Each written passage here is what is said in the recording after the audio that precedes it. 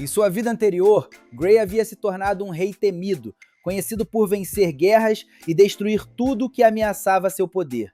No fim da vida, porém, começou a sentir o peso das escolhas que havia feito. Quando uma doença misteriosa colocou um ponto final em sua trajetória, uma voz lhe ofereceu uma nova chance. Ao despertar, ele percebeu que havia renascido como Arthur Leeuwin, filho de Reynolds e Alice. Mesmo mantendo as lembranças de adulto, agora estava preso ao corpo de um bebê, incapaz de falar ou se mover como queria. Ainda assim, logo percebeu que aquele mundo era muito diferente do anterior. Certo dia, Arthur viu Reynolds destruir uma pedra com um golpe.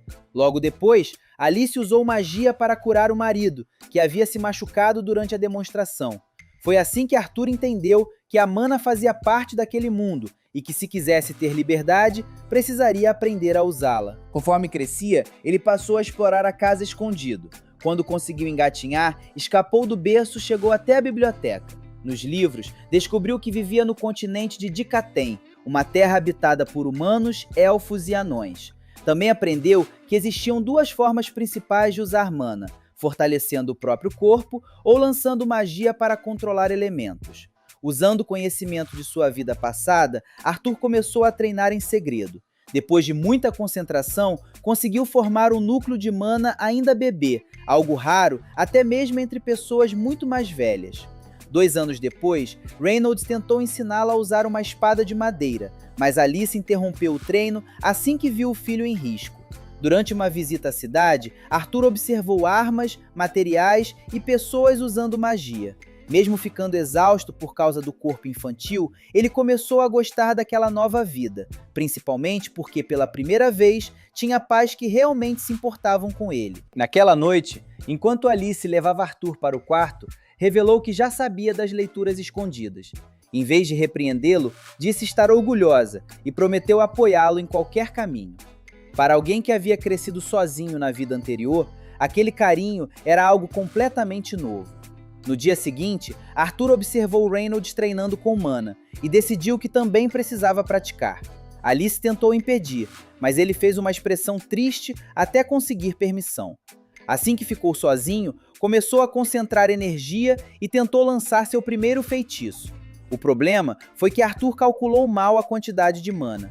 A magia saiu com força demais e provocou uma grande explosão, destruindo boa parte da casa. Reynolds e Alice foram atingidos do lado de fora, mas logo perceberam que o filho ainda estava dentro da construção. Mesmo machucados, os dois correram para procurá-lo.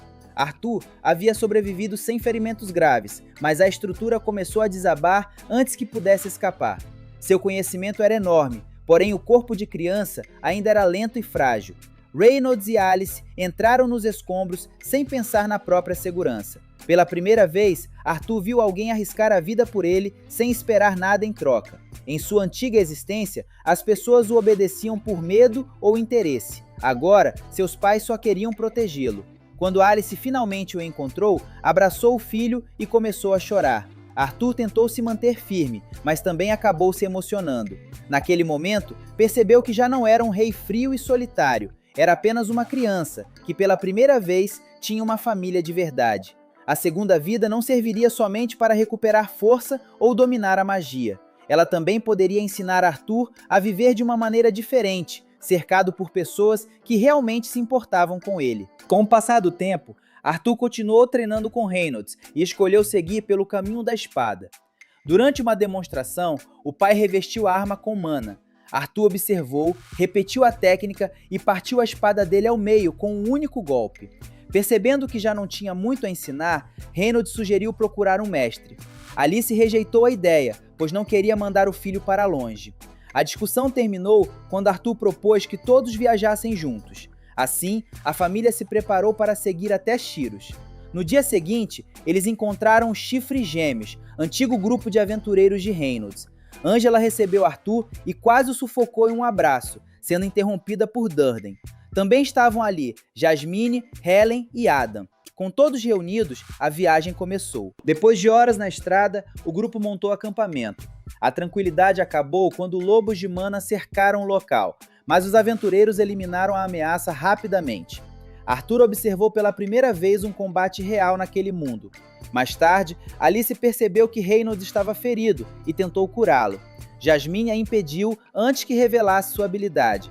Curandeiros eram raros e Alice poderia se tornar alvo caso seu poder fosse descoberto. Adam então resolveu testar a força de Arthur. Assim que o duelo começou, o garoto reforçou as pernas com mana e apareceu atrás do adversário em alta velocidade. Porém, seu corpo ainda era pequeno demais para acompanhar a técnica, e ele perdeu o equilíbrio antes de atacar. Os outros interromperam a luta, enquanto Adam admitia que Arthur estava muito acima de uma criança comum. Impressionada, Jasmine pediu que ele ensinasse aquela movimentação. Durante as paradas seguintes, Adam e Helen mostraram ao garoto noções de lança e arco. Arthur aprendeu com facilidade e explicou a Jasmine como combinava mana e vento para aumentar a velocidade. Ela reproduziu o movimento na primeira tentativa e, como agradecimento, entregou a ele uma pequena adaga. Na manhã seguinte, a viagem continuou até que um grupo de bandidos cercou a carruagem. O líder ordenou que seus homens levassem as mulheres e as crianças para uma atividade ilegal. Reynolds e os Chifres Gêmeos reagiram, mas estavam em grande desvantagem numérica. Durante o confronto, Reynolds enfrentou o chefe do grupo e acabou lançado contra a carruagem, ficando ferido. Alice tentou curá-lo, porém ele a impediu, pois revelar aquela habilidade faria dela um alvo. Em seguida, pediu que Arthur levasse a mãe para longe dali. Arthur hesitou, sem querer abandonar o pai. Então Reynolds revelou que Alice estava esperando outro filho. A partir daquele momento, o garoto entendeu que também precisava proteger o irmão que ainda iria nascer. Mesmo contrariado, aceitou fugir com a mãe enquanto Reynolds permanecia para segurar os perseguidores. Adam e Jasmine abriram caminho, afastando os bandidos que tentavam alcançá-los. Enquanto corria, Arthur percebeu o quanto havia mudado. Em sua vida anterior, jamais colocaria a própria segurança em risco por alguém. Agora, fazia de tudo para salvar as pessoas que amava. Quando parecia que tinham escapado, um mago surgiu acima deles e lançou uma rajada de vento. Arthur percebeu o ataque no último instante e empurrou Alice para fora do alcance. O impacto o atingiu e o arremessou para fora do penhasco. Mesmo durante a queda, ele conseguiu usar a adaga que havia recebido de Jasmine. Arthur lançou a arma contra o mago e o puxou junto, impedindo que o inimigo continuasse atacando sua família. Os outros tentaram alcançá-lo, mas a distância já era grande demais. Enquanto caía, Arthur pensou nos pais e em tudo que havia vivido desde que renascera. Pela primeira vez, compreendia por que alguém enfrentaria qualquer perigo para proteger quem ama. Ele não se arrependia de ter salvado Alice, mas desejava ter tido mais tempo ao lado da família que finalmente lhe ensinara o verdadeiro significado de carinho e proteção. Arthur sobreviveu à queda e foi arrastado pela correnteza até conseguir sair do rio. Ferido e sem saber onde estava, encontrou abrigo em uma caverna, mas logo percebeu que não estava sozinho. Uma criatura enorme o observava nas sombras. Acreditando estar diante de uma ameaça, Arthur tentou atacar primeiro, mas foi facilmente afastado. Para sua surpresa, a criatura não queria machucá-lo. Ela ofereceu frutos que cresciam nas paredes da caverna, e mesmo desconfiado, Arthur acabou comendo por causa da fome. Em seguida, a criatura mostrou uma visão de Reynolds, Alice e dos Chifres Gêmeos. Todos haviam sobrevivido ao ataque e conseguido derrotar os bandidos. Aliviado, ao saber que sua família estava segura, Arthur decidiu confiar nela. A criatura se apresentou como Sylvia e passou os dias seguintes cuidando dele até que seus ferimentos melhorassem. Quando Arthur afirmou que queria voltar imediatamente, ela explicou que a floresta estava cheia de feras perigosas e que ele não sobreviveria sozinho. Sylvia revelou que poderia abrir uma passagem dimensional capaz de levá-lo a um lugar seguro, mas precisaria de tempo para preparar o caminho. Sem outra escolha, Arthur permaneceu na caverna e voltou a treinar sua espada e o controle de mana. Observando sua habilidade, Sylvia percebeu que ele possuía um talento incomum. Então mostrou uma técnica muito mais avançada, capaz de reunir mana do ambiente de uma forma que Arthur nunca havia visto. Antes de ensiná-lo, ela perguntou o que ele faria com tanto poder. Arthur respondeu que eliminaria qualquer pessoa que ameaçasse sua família. Sylvia rejeitou aquela ideia e explicou que agir movido pelo ódio apenas criaria um ciclo sem fim. Depois de refletir, Arthur mudou sua resposta. Disse que queria ficar forte para proteger as pessoas importantes para ele. Satisfeita, Sylvia iniciou o treinamento, ensinando-o a absorver e controlar a mana com muito mais eficiência. Arthur começou a perceber rapidamente os resultados. Seu corpo ficou mais forte e seus movimentos mais precisos. Porém, enquanto ele avançava, Sylvia sentiu que uma presença perigosa se aproximava da caverna. Ela o colocou em segurança e saiu para enfrentar o invasor, uma criatura semelhante à forma que vinha usando. O inimigo exigiu que Sylvia retornasse com ele, mas ela se recusou.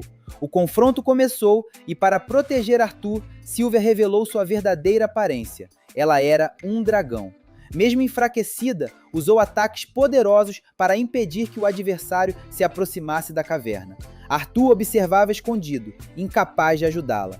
Sylvia continuou lutando apesar dos ferimentos, até que um ataque ameaçou atingir diretamente o garoto. Para salvá-lo, ela utilizou o restante de sua força para interromper o tempo por alguns instantes. Sabendo que não conseguiria continuar, Sylvia chamou Arthur e abriu às pressas a passagem dimensional que estava preparando. Como o processo foi interrompido, o portal não levaria o menino diretamente para casa, mas era a única forma de tirá-lo dali. Antes da despedida, Sylvia perguntou novamente como Arthur pretendia usar seu poder. Desta vez, ele respondeu sem hesitar que ficaria mais forte para proteger sua família e as pessoas importantes para ele. Satisfeita, Sylvia entregou um ovo e uma pena, pedindo que ele os mantivesse juntos e os protegesse. Em seguida, deixou uma marca no braço de Arthur, colocando nele parte de sua vontade, embora não tivesse tempo para explicar o verdadeiro significado daquilo. Sylvia também confessou que poderia ter enviado Arthur embora antes, mas adiou a despedida porque gostava de sua companhia. A revelação abalou o garoto. Depois de tudo que viveram, ele já não enxergava Sylvia como uma criatura assustadora, mas como alguém de sua própria família. Arthur chegou a chamá-la de mãe, mas Sylvia lembrou que ele já tinha Alice esperando por ele. Enquanto o portal começava a puxá-lo, ela reforçou seu último ensinamento. O mundo podia ser cruel, mas Arthur deveria usar sua força para transformá-lo aos poucos. Sem conseguir voltar para ajudá-la, ele atravessou a passagem e despertou sozinho, no meio de uma enorme floresta, carregando o ovo, a pena e a promessa feita a Sylvia. Sozinho na floresta, Arthur ouviu uma criança gritando e correu até o local. Do alto de uma árvore, encontrou um grupo de criminosos levando uma jovem elfa à força, com a intenção de vendê-la. A situação trouxe de volta as lembranças do ataque sofrido por sua família, despertando nele uma enorme revolta. Arthur quase avançou imediatamente, mas se lembrou dos ensinamentos de Sylvia e decidiu agir com calma. Ele seguiu o grupo escondido até o anoitecer, esperando que montassem acampamento antes de iniciar o resgate. Ao observar o local, percebeu que os homens controlavam cães da floresta por meio de coleiras mágicas. Arthur lançou pedras para produzir barulho e afastar um dos guardas. Quando o homem se aproximou para verificar, o garoto surpreendeu e tomou sua arma. Em seguida, neutralizou outro inimigo antes que ele pudesse reagir. O plano começou a sair do controle quando Arthur falhou ao atingir o terceiro adversário, alertando o restante do grupo. O líder percebeu que ele sabia usar magia e tentou capturá-lo, imaginando que uma criança com aquele poder teria muito valor. Arthur foi dominado pela força física do homem, mas mudou de estratégia, atingiu sua perna com fogo e conseguiu derrotá-lo. Com o caminho livre, Arthur encontrou a garota ainda vendada e disse que ela estava segura. Seu nome era Tessia Eralite.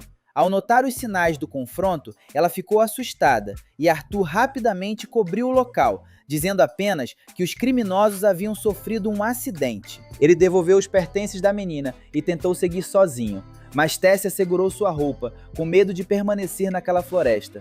Como ela não sabia indicar a distância até sua casa, Arthur aceitou acompanhá-la. Antes de partirem, Tessia pediu que ele retirasse as coleiras dos cães. Assim que foram libertados, os animais se afastaram sem atacar, deixando claro que apenas estavam sendo controlados. Na manhã seguinte, Arthur e Tessia começaram a viagem. Durante o caminho, ela contou que vivia no reino dos elfos e passava grande parte do tempo com um avô e uma criada. Mesmo livres, os cães continuaram seguindo os dois à distância. Quando anoiteceu, Arthur tentou ficar de guarda do lado de fora do abrigo, mas Tessia pediu que ele entrasse, pois ainda estava assustada. Sem muita escolha, ele decidiu vigiar o local lá de dentro, enquanto os dois começavam a criar confiança um no outro. Na manhã seguinte, Arthur e Tessia retomaram a viagem. Mesmo libertos, os cães da floresta continuavam acompanhando os dois à distância, como se estivessem vigiando o caminho. Tessia já parecia mais tranquila, mas ainda dependia de Arthur para atravessar os obstáculos, chegando a ser carregada por ele ao cruzarem um rio. Pouco depois, Arthur sentiu uma forte dor no peito e precisou se apoiar em uma árvore. Tessia correu para procurar ervas, enquanto um dos cães se aproximava. Fraco demais para lutar, Arthur se preparou para o pior, mas o animal apenas deixou um javali diante dele e foi embora. Tessia acreditou que aquela era a forma de os cães agradecerem por terem sido libertados. Naquela noite, os dois assaram a carne e finalmente fizeram uma refeição melhor. Porém, Tessia também encontrou alguns cogumelos e os ofereceu a Arthur. A escolha não foi das melhores, e ele passou boa parte da noite com o estômago ruim, enquanto a garota falava animadamente sobre o desejo de conhecer outros reinos. Na manhã seguinte, a dor no peito voltou ainda mais intensa. Tessia se desculpou por não saber como ajudá-lo, mas Arthur tentou tranquilizá-la. Durante o caminho, ela perguntou se poderia chamá-lo de Arte, pois agora o considerava seu amigo. Aquela palavra teve um significado especial para ele. Em sua vida anterior, Gray era visto como um rei, uma arma ou uma ameaça, mas nunca como um amigo de verdade. Arthur aceitou o apelido e até brincou de maneira exagerada sobre a nova amizade, deixando Tessia irritada. Pouco depois, ela reconheceu uma parte da floresta e correu até uma árvore gigantesca. No tronco havia uma passagem brilhante escondida por magia. Tessia revelou que aquela era a entrada para Elenoir, o reino dos elfos, e convidou Arthur a atravessá-la. Mesmo ainda preocupado com a dor misteriosa e sem saber como retornaria para casa, Arthur seguiu Tessia pelo portal, finalmente chegando ao lugar onde a jovem vivia. Assim que atravessou o portal, Arthur foi cercado por guardas élficos, que apontaram armas para ele como se fosse uma ameaça. Ao olhar para Tessia, esperava que ela explicasse tudo, mas a garota ficou em silêncio. Marcado pelas traições da vida anterior, ele começou a acreditar que havia confiado na pessoa errada. Quando os soldados estavam prestes a agir, Tessia contou que Arthur havia salvado sua vida. Mesmo assim, eles continuaram desconfiados, até que Virion Eralit apareceu e ordenou que todos recuassem. O antigo rei acreditou na neta e se desculpou com o garoto. Arthur descobriu que Tessia era a princesa de Elenoir. Pouco depois, os pais dela chegaram. A menina correu até o rei Alduin e a rainha Merial, enquanto Arthur permanecia afastado. Ao notar um humano no reino, Alduin quis expulsá-lo, mas Virion e Tessia o defenderam. Contrariado, o rei aceitou recebê-lo como convidado. No caminho até o castelo, Tessia mostrou o reino a Arthur. O lugar era diferente das terras humanas, embora os moradores observassem com desconfiança. Enquanto caminhava, ele pensava no silêncio da garota e tentava suportar a dor no peito, que ficava mais forte. No castelo, Arthur sugeriu que contassem tudo aos pais dela. Reunidos à mesa, Alduin, Merial e Virion ouviram o garoto explicar que vinha de Sapin, havia sido separado da família e encontrar a Tessia sendo levada à força. Alduin voltou a culpar os humanos, mas Arthur lembrou que atitudes cruéis não pertenciam a apenas um povo. Quando revelou que havia derrotado sozinho os criminosos, um guarda duvidou da história, sendo silenciado por Virion. No fim, o rei decidiu acreditar nele. Arthur pediu ajuda para voltar para casa. Alduin explicou que o portal para Sapin só se abria a cada 7 anos e que faltavam 5 para a próxima passagem. Como esperar não era uma opção, decidiu enviar soldados para escoltá-lo. Como era tarde, Arthur passaria a noite no castelo, enquanto Virion percebia que algo não estava bem com ele. Mais tarde, Arthur tentou descansar no quarto preparado para ele, mas a dor em seu peito continuava aumentando. Ao sair para tomar ar, viu Tessia com os pais e sentiu ainda mais saudade de Reynolds e Alice. A princesa percebeu sua tristeza, aproximou-se e pediu desculpas pela maneira como Alduin o havia tratado. Arthur afirmou compreender a desconfiança entre humanos e elfos, mas revelou temer que sua família o culpasse por tudo o que aconteceu. Tessia segurou seu rosto e disse que, se os pais dele fossem parecidos com os dela, apenas ficariam felizes ao descobrir que o filho estava vivo. Enquanto pequenas luzes iluminavam o jardim, Arthur percebeu que as experiências da antiga vida ainda afetavam suas decisões. Ele havia desconfiado de Tessia no portal, mesmo depois de tudo o que enfrentaram juntos, tratando o silêncio dela como uma possível traição.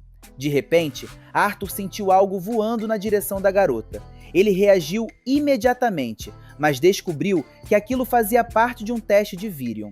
O antigo rei ficou impressionado com seus reflexos e propôs um duelo, criando uma espada para o menino enquanto Tessia se afastava. Arthur avançou usando toda a velocidade que conseguia controlar, porém Virion evitou seus golpes com facilidade. A diferença entre os dois era enorme, e o elfo chegou a quebrar a arma do garoto com a própria mão. Mesmo assim, Arthur conseguiu surpreendê-lo e acertar sua testa. Antes que o combate continuasse, Tessia interrompeu os dois e repreendeu o avô. Arthur declarou que havia sido uma honra enfrentar alguém tão poderoso. Virion então fez uma proposta inesperada. Queria aceitar Arthur como seu discípulo. O garoto ficou surpreso. Treinar com Virion poderia ajudá-lo a alcançar um novo nível, mas sua prioridade ainda era avisar Reynolds e Alice de que estava vivo. Antes que pudesse responder, a dor no peito voltou com intensidade ainda maior, deixando claro que algo dentro dele estava prestes a mudar. Depois da forte dor no peito, Virion explicou que Arthur havia recebido uma vontade de fera. A energia deixada por Sylvia tentava se integrar ao corpo dele, e sem treinamento, poderia colocá-lo em perigo. Naquela noite, o garoto teve pesadelos e só despertou quando Tessia entrou para avisar que o avô já o esperava. Tessia perguntou se ele realmente ficaria em Elenoir para treinar. Arthur ainda não sabia, pois tudo dependia de avisar Reynolds e Alice de que estava vivo. Ao descerem, encontraram Alduin discutindo com Virion. O rei rejeitava a presença de um humano no reino, mas o antigo monarca encerrou a conversa e levou os dois em uma carruagem. Durante o trajeto, Tessia adormeceu. Arthur perguntou quanto faltava e chamou Virion de avô pela primeira vez. O elfo ficou surpreso, mas satisfeito, pois a neta raramente conseguia formar amizades sinceras por ser princesa. O destino era a casa de Rhenia Darkassan, uma vidente capaz de observar partes do passado e do futuro. Ao analisar Arthur, ela percebeu que algumas lembranças estavam escondidas até de sua habilidade. O garoto, porém, só queria falar com os pais. Rhenia pediu que ele se concentrasse em Reynolds e Alice. Pela magia, Arthur viu os dois vivendo em uma cidade, ainda abalados por acreditarem que o filho havia desaparecido. Reynolds carregava a culpa, mas tentava permanecer firme para cuidar de Alice, que estava grávida. Então a voz de Arthur chegou até eles. Ele explicou que estava vivo e seguro no reino dos elfos, mas precisava permanecer ali por causa de uma condição em seu corpo.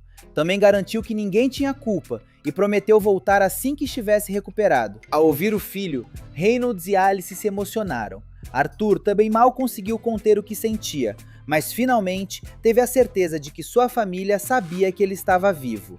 Quando a ligação terminou, sua decisão estava tomada. Para dominar a vontade de Fera e voltar mais forte, ele aceitou se tornar discípulo de Virion.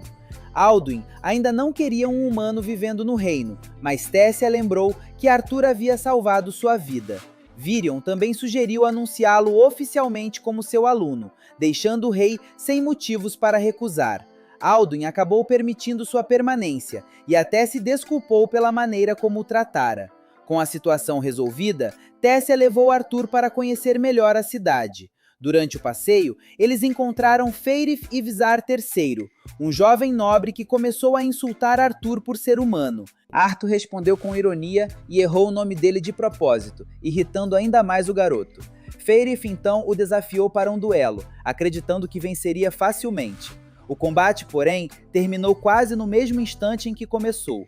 Arthur desviou do ataque e derrubou o adversário rapidamente, deixando todos ao redor surpresos. Depois disso, Tessia continuou mostrando o reino. Os dois passaram o restante do dia juntos, e em um momento mais tranquilo, Arthur contou que o treinamento com Virion provavelmente seria extremamente difícil. Ainda assim, estava disposto a suportar tudo, pois precisava dominar a vontade de Fera e se fortalecer para proteger sua família. Tessia afirmou que também continuaria treinando e não permitiria que ele avançasse sozinho. Para Arthur, aquela amizade era mais uma prova de que sua nova vida estava seguindo por um caminho completamente diferente da anterior. Assim, ele passou a viver no palácio e iniciou sua preparação sob a orientação de Virion. Entre o controle da energia deixada por Sylvia, os treinamentos e os dias ao lado de Tessia, vários anos se passaram. Os anos passaram e Arthur continuou treinando com Tessia sob a orientação de Virion. A competitividade da princesa fazia os dois evoluírem rapidamente, enquanto a amizade entre eles se tornava cada vez mais forte. Quando considerou Arthur preparado, Virion explicou que cada raça possuía afinidades mágicas diferentes. Os elfos se destacavam com o vento, enquanto os humanos tinham maior flexibilidade com os elementos. O avanço do garoto, porém, ainda era limitado pela vontade de fera deixada por Sylvia, responsável pelas dores em seu peito. Para resolver o problema, Virion iniciou o despertar completo daquela energia. O processo saiu do controle, liberando uma onda de poder que afastou Virion e Tessia. Embora o despertar tenha funcionado, Arthur desmaiou e precisou ser levado ao castelo. Ao acordar, ele revelou que sua vontade de fera vinha de um dragão. Virion ficou impressionado e o alertou para esconder esse segredo, pois muitas pessoas poderiam persegui-lo. Em seguida, contou que o intercâmbio reabriria os portais e permitiria que Arthur voltasse para casa dentro de 4 meses. Naquela noite, enquanto segurava o ovo deixado por Sylvia, Arthur viu a casca se romper. De dentro, surgiu uma pequena criatura semelhante a um dragão. Ao pegá-la, ele foi mordido e uma marca apareceu em seu braço, criando uma ligação entre as mentes dos dois. Arthur decidiu chamá-la de Sylvie, em homenagem a Sylvia. Na manhã seguinte, Tessia entrou no quarto para falar sobre a partida, mas acabou se distraindo com Sylvie. Durante o treino, Virion também se surpreendeu ao ver a criatura. Depois de ouvir a explicação, concluiu que ninguém acreditaria que ela era realmente um dragão e aconselhou Arthur a tratá-la apenas como um animal incomum. Virion iniciou o verdadeiro treinamento, demonstrando sua própria vontade de fera. Ao ativar o poder da Pantera Sombria, ele ocultou completamente a presença e se moveu rápido demais para Arthur acompanhar. Depois de admitir que estava apenas exibindo sua habilidade, começou a ensinar o garoto a controlar a energia de Sylvia. Nos dias seguintes, Arthur evoluiu rapidamente. As dores no peito desapareceram e ele passou a acompanhar melhor a velocidade do mestre, enquanto aproveitava o pouco tempo que ainda tinha ao lado de Tessia. Durante o passeio, os dois reencontraram Feirit. Arthur fingiu não se lembrar dele, ferindo o orgulho do jovem nobre e provocando outro duelo. Assim como antes, a luta terminou rapidamente com a vitória de Arthur. Depois disso, ele começou a tratar Feirit com naturalidade, deixando o garoto sem saber como reagir. A situação mudou quando Feirit comentou que Tessia não participaria do intercâmbio por ser considerada delicada.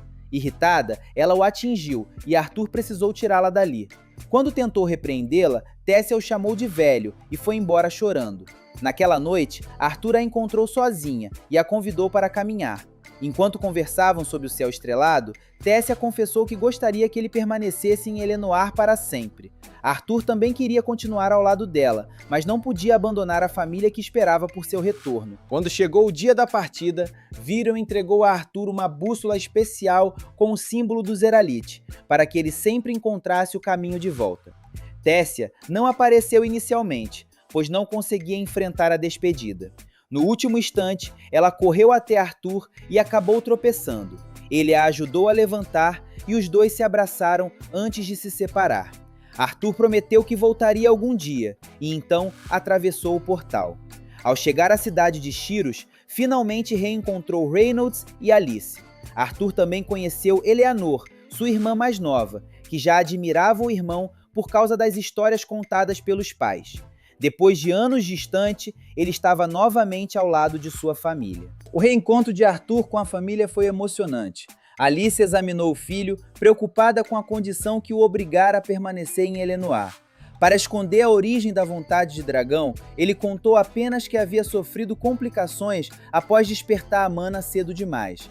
Eleanor, sua irmã mais nova, logo se encantou por Sylvie. Reynolds transformou a conversa em uma comparação de força. Orgulhoso, mostrou que seu núcleo havia alcançado o estágio laranja escuro, mas ficou sem reação ao descobrir que Arthur já estava no vermelho claro. Animado com a evolução do filho, ele o desafiou para um duelo. Antes que começassem, Vincent Helst chegou acompanhado da esposa, Tabitha, e da filha, Lilia.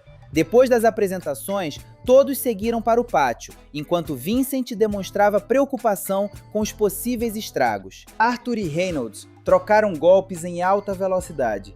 O pai reforçou o corpo com mana e envolveu a mão em fogo, aumentando sua força. Percebendo que precisava lutar com seriedade, Arthur concentrou energia nos braços e conseguiu equilibrar o confronto. Em seguida, ele surpreendeu Reynolds ao revestir o corpo com eletricidade e manipular a água de uma fonte para atacar por outro ângulo. Impressionado com o domínio de vários elementos, Reynolds interrompeu a luta e abraçou o filho, orgulhoso por tudo que ele havia aprendido. Durante o jantar, Vincent ficou ainda mais admirado ao descobrir que Arthur despertara a mana aos 3 anos. Convencido de que o garoto precisava de uma formação especial, sugeriu que ele ingressasse na Academia Shiros.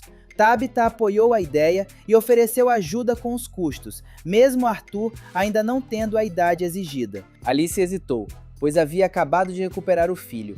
Arthur também se incomodou ao perceber que todos discutiam seu futuro sem consultá-lo. Depois de tantos anos distante, ele só queria aproveitar a família. Por isso, pediu licença e deixou a mesa antes que decidissem por ele.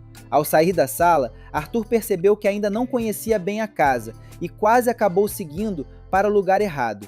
Lilia apareceu e o conduziu até a área onde os funcionários descansavam.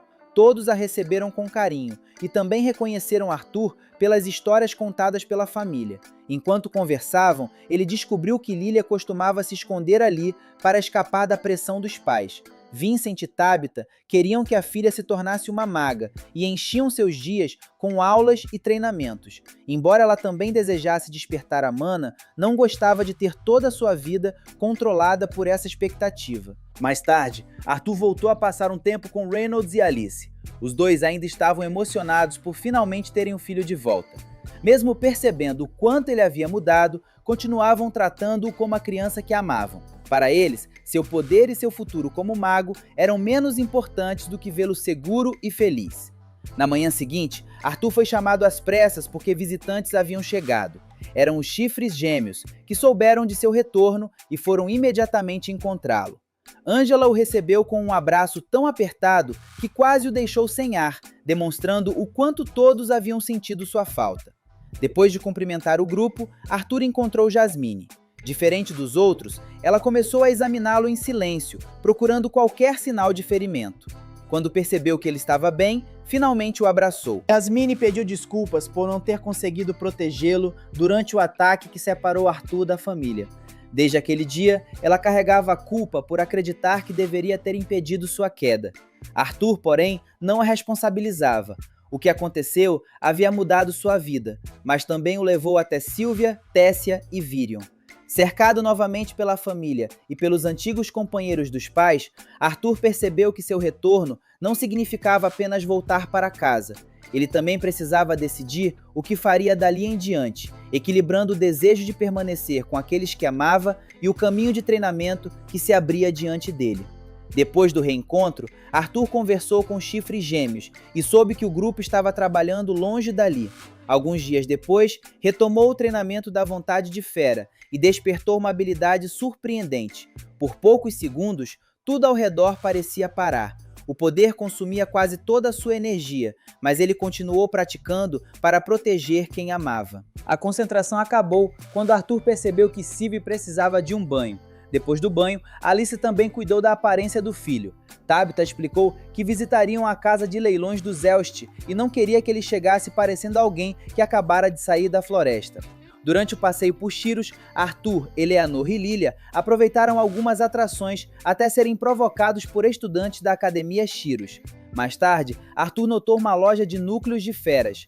Tabitha explicou que esses itens podiam ajudar magos e alcançar preços altíssimos quando carregavam uma vontade de fera. Lilia perguntou se poderia comprar um, mas a mãe recusou, lembrando que possuir um núcleo não garantiria seu despertar mágico. A resposta deixou a garota abatida. Pouco depois, ela desapareceu e Arthur a encontrou em uma loja mais simples, prestes a gastar suas economias em um núcleo barato. Arthur tentou alertá-la de que aquilo talvez não funcionasse. Irritada, Lilia respondeu que ele nunca entenderia sua frustração, pois a magia sempre parecera fácil para ele.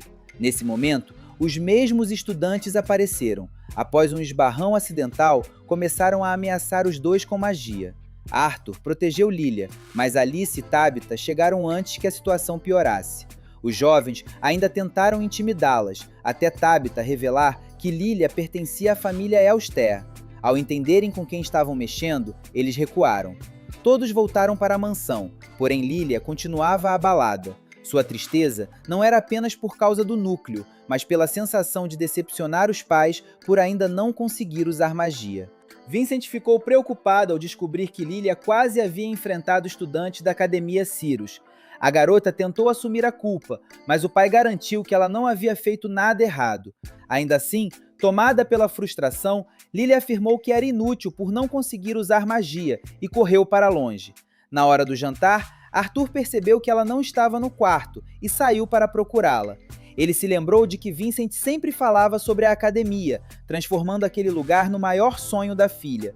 O problema era que Lilia ainda não havia despertado a mana, e ao observar Arthur evoluindo com tanta facilidade, passou a se sentir cada vez mais incapaz. Arthur a encontrou escondida na área de descanso dos funcionários.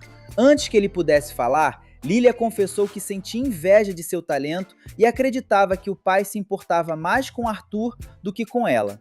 Ele rejeitou essa ideia e lembrou que todos reconheciam seu esforço, mesmo que os resultados ainda não tivessem aparecido. Depois que Lilia se acalmou, Arthur perguntou se ela realmente queria se tornar uma maga. Ao ouvir que aquele era seu verdadeiro sonho, revelou que talvez pudesse ajudá-la. Mais tarde, Arthur informou aos adultos que Lilia havia partido para treinar. Vincent e Tabitha ficaram desesperados, principalmente depois de lerem uma carta na qual a filha explicava como se sentia inferior por não possuir magia. Vincent percebeu que sua pressão havia feito Lilia acreditar que só teria valor se despertasse a mana. Então Arthur chamou a garota, que estava escondida atrás da porta. Tudo havia sido planejado para que ela ouvisse dos próprios pais que continuaria sendo amada, com ou sem magia. Vincent pediu desculpas e deixou claro que a decisão sobre a academia pertencia somente a ela.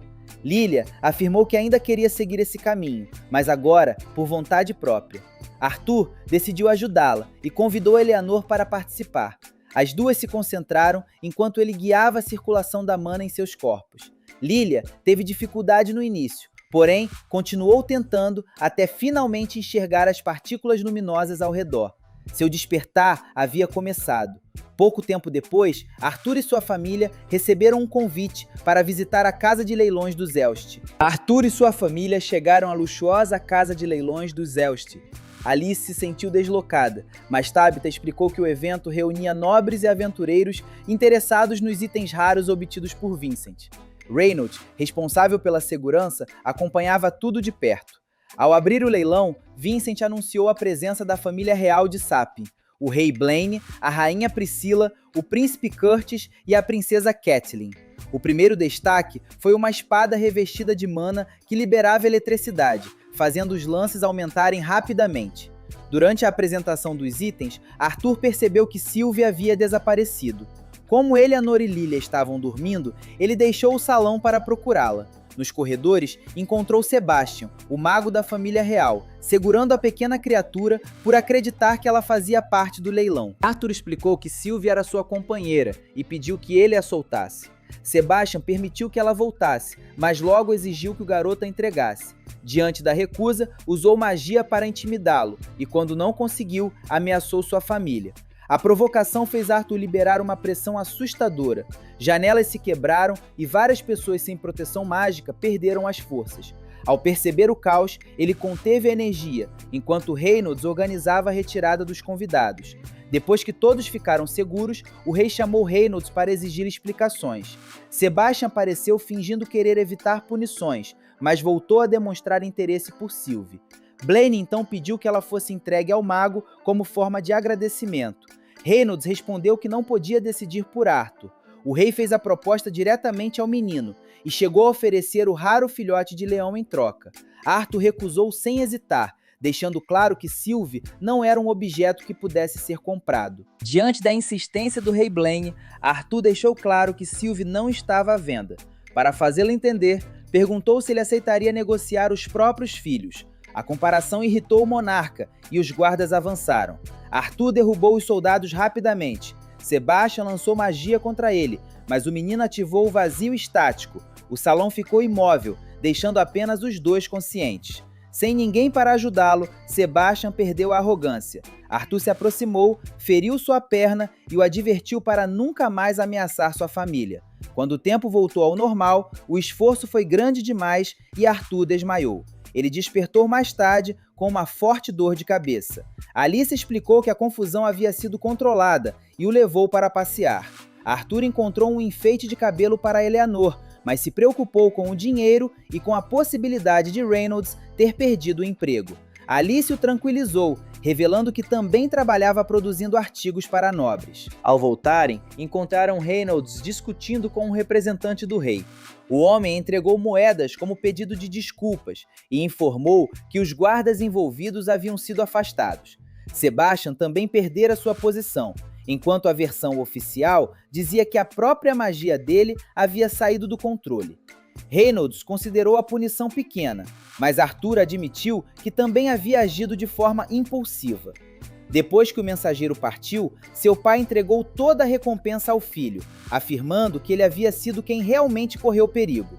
A experiência mostrou a Arthur como pessoas influentes podiam pressionar quem tinha menos poder.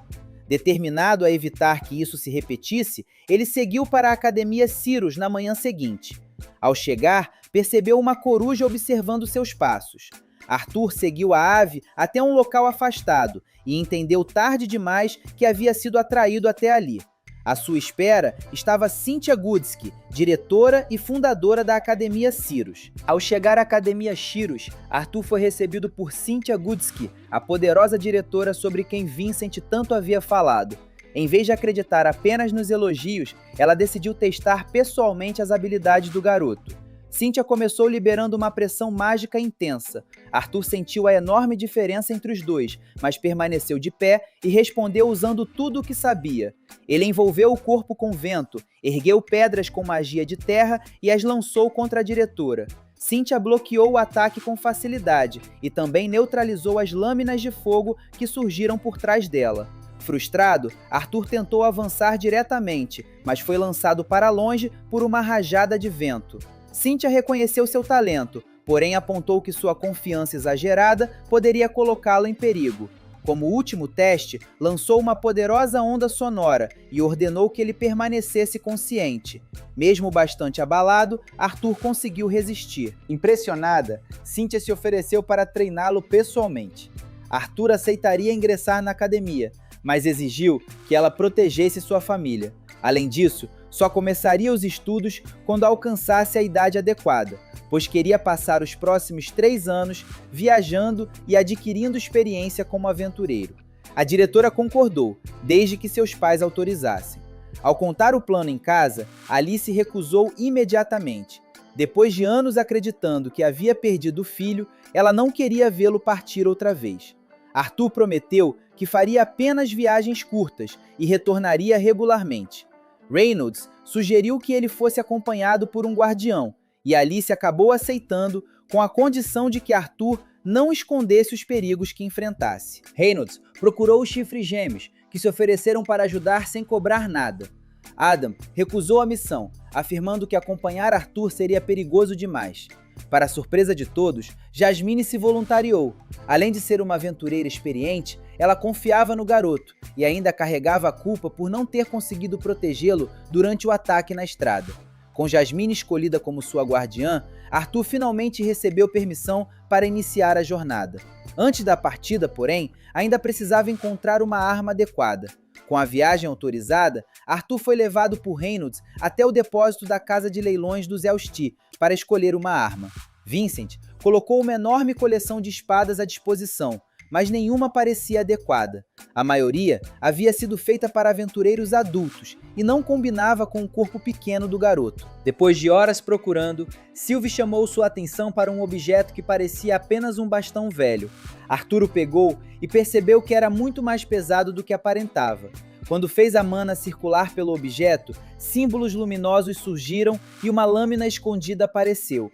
A espada possuía uma qualidade impressionante, embora inicialmente parecesse pesada e desequilibrada. Após liberar uma descarga em sua mão, porém, ela se ajustou perfeitamente ao tamanho e à força de Arthur. O garoto testou a arma e cortou um barril com facilidade, percebendo que nunca havia segurado uma espada tão compatível, nem mesmo em sua vida anterior. Quando Reynolds e Vincent chegaram para chamá-lo para o jantar, Arthur decidiu esconder a descoberta. Escolheu uma espada comum como sua suposta arma e afirmou que o bastão serviria apenas para treinamento. Como os avaliadores acreditavam que aquele objeto não possuía valor, Vincent permitiu que ele o levasse. Nas semanas seguintes, Arthur aproveitou o tempo com a família e concluiu os preparativos para partir. Quando seu aniversário de 9 anos chegou, todos organizaram uma pequena comemoração e entregaram presentes úteis para a jornada. Alice lhe deu uma luva equipada com pedras de cura. Vincent ofereceu 2 anéis, sendo que um deles avisaria Alice caso a mana de Arthur caísse a um nível perigoso. Adam entregou um pergaminho mágico que permitiria enviar mensagens de voz para casa. Arthur ficou agradecido, sabendo que aqueles presentes representavam a preocupação de todos. Alice afirmou que não se importava com poder ou riquezas, queria apenas que o filho retornasse em segurança. Na manhã seguinte, Reynolds o aconselhou a nunca confiar demais nas próprias habilidades e garantiu que a família sempre estaria ao seu lado. Depois das despedidas, Arthur encontrou Jasmine esperando do lado de fora. Levando Sylvie, seus equipamentos e a espada escondida, ele deixou a mansão e iniciou oficialmente sua vida como aventureiro. Arthur e Jasmine seguiram até a Guilda dos Aventureiros de Shiros, onde ele se inscreveu para o teste de classificação. Para evitar chamar a atenção e impedir que seus inimigos descobrissem sua família, decidiu atuar usando uma máscara e adotou o nome falso de Note. Os dois foram recebidos pelo mestre da guilda, Caspian Bladeheart. Normalmente, Arthur precisaria passar por avaliações teóricas e mágicas, mas a recomendação de Jasmine e a influência da família dela permitiram que ele avançasse diretamente para o teste prático. Na arena, Arthur acompanhou a avaliação de outros candidatos. Diane Whitehall enfrentou um instrutor usando magia de água, mas sua defesa fraca fez com que recebesse a classificação C.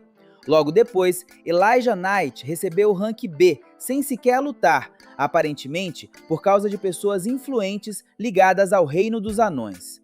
O próximo foi Lucas Wykes, um jovem de 11 anos extremamente arrogante. Ele possuía grande poder de fogo, mas quase perdeu o controle de sua própria magia durante o combate. Ao ser criticado pela examinadora, tentou atacá-la novamente, porém Arthur entrou no caminho e desviou o golpe. Pela força, mas também pelo comportamento imprudente, Lucas recebeu o rank B-. Quando chegou sua vez, Arthur liberou sua presença mágica e fez os avaliadores mudarem de postura. Caspian decidiu assumir pessoalmente o teste, mesmo sendo um aventureiro de classe A.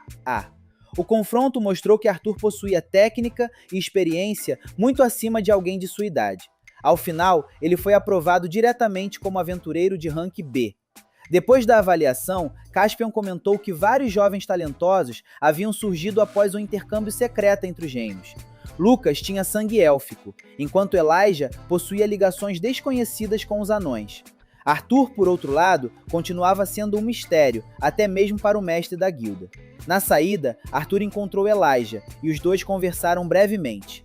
Lucas apareceu tentando provocar outra discussão, mas recuou ao perceber que estava cercado por aventureiros e poderia sofrer punições. Com o registro concluído, Jasmine anunciou o início da verdadeira jornada.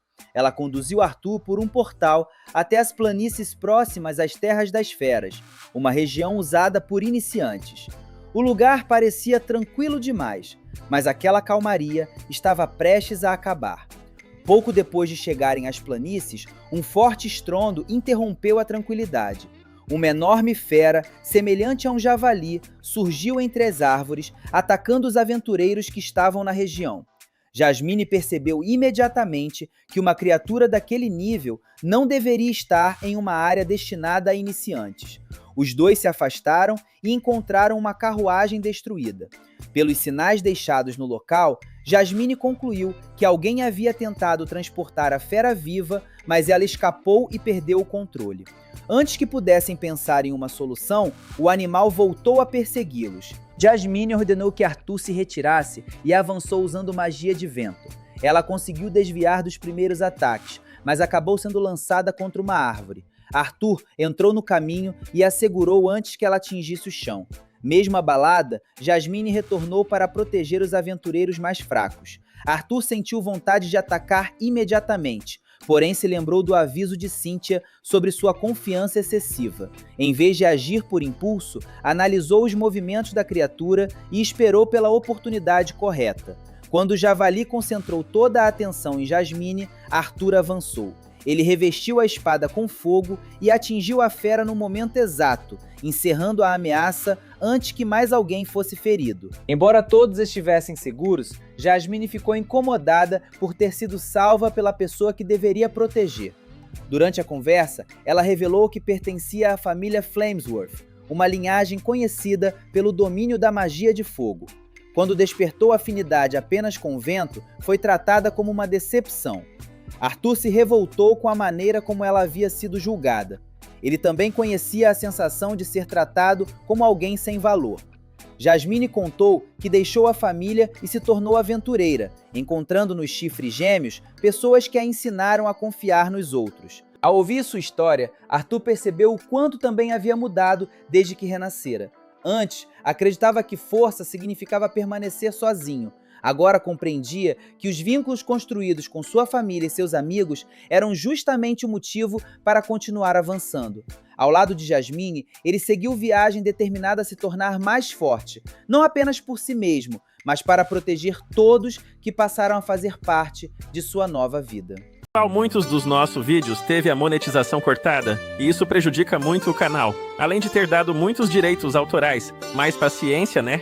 Então, se puderem ajudar com seu gostei, ou hype, ou valeu demais, ou um simples comentário de apoio, ajudaria muito o titio. Até a próxima!